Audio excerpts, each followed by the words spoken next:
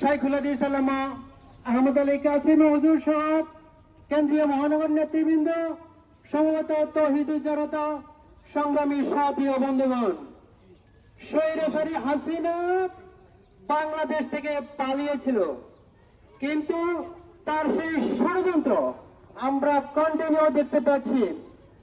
বৈষম্য বিরোধী ছাত্র আন্দোলনের পূর্ণতায় যে স্বাধীনতা আমরা পেয়েছি, সেই স্বাধীনতা রক্ষার জন্য বর্তমান অন্তর্বর্তী সরকার যে সংস্কার কার্যক্রম পরিচালনা করছে সেটা অব্যাহত থাকবে যতক্ষণ প্রয়োজন। আমরা সেই সংস্কারের পক্ষে সরকারকে সহযোগিতা করে যাব। বর্তমানে সেই স্বৈরাচারের দোসর সাম্রাজ্যবাদী আধিপত্যবাদী ভারত বাংলাদেশের গার্মেন্টস সেক্টরকে ধ্বংস করার এক নীল নকশা হাতে নিয়েছে। আপনারা জানেন, ইউরোপ, আমেরিকা সহ সারা বিশ্বে বাংলাদেশ গার্মেন্টসের জন্য সেকেন্ড লার্জেস্ট স্কোর করেছে।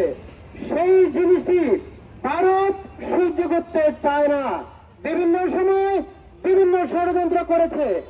আমরা লক্ষ্য করেছি সেই দরবেশ মিস্টার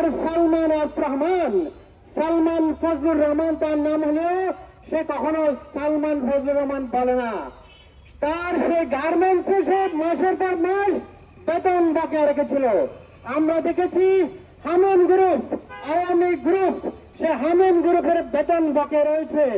গাজীপুরে তাদের বিশাল গার্মেন্টস সেক্টর রয়েছে, তারা সেটাকে অস্থিতিশীল করে সারা বাংলাদেশের গার্মেন্টস শ্রমিকদেরকে অশান্ত করে রাখতে চায়। গার্মেন্টস শ্রমিকদের বাইরে থেকে বলতে চাই, আপনারা শান্ত থাকুন। গার্মেন্টস যদি বন্ধ হয়ে যায় তাহলে আপনার আমার রুটি রুজিও এখানে শেষ হয়ে যাবে।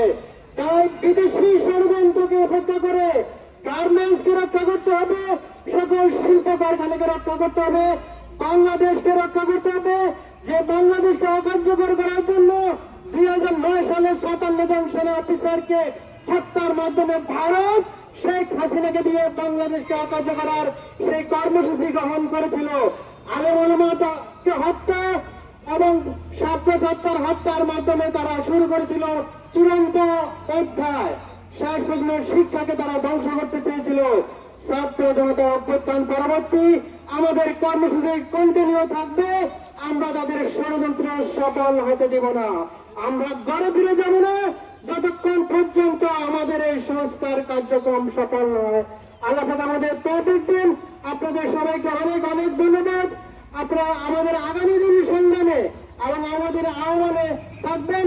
খেলাফত মজলিস এদেশে একটি খালাস দিনী সংগঠন, এদেশে 3 টাইমের মাধ্যমে এই সংগঠনে পূর্ণতা লাভ করতে চায়। আপনাদের সবাইকে ধন্যবাদ। আমার তৌফিক ইল্লা বিল্লাহ। আসসালামু আলাইকুম ওয়া রাহমাতুল্লাহ।